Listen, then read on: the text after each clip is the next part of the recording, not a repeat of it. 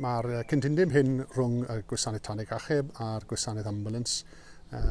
Mae'n helpu'r Gwasanaeth Ambiwlans.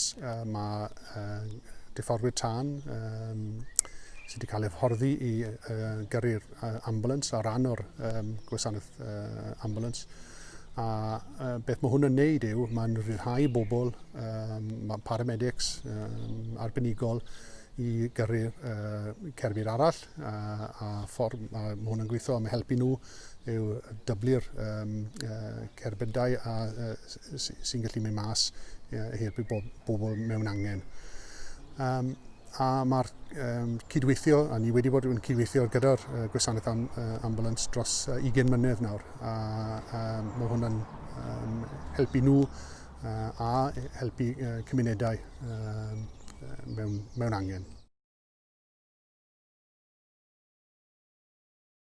I think the benefits are we've obviously got a long history of working together with the Fire Brigade, particularly in Mid and West Wales. And by bringing additional firefighters to work with us, it increases our capacity and to be able to deliver the service.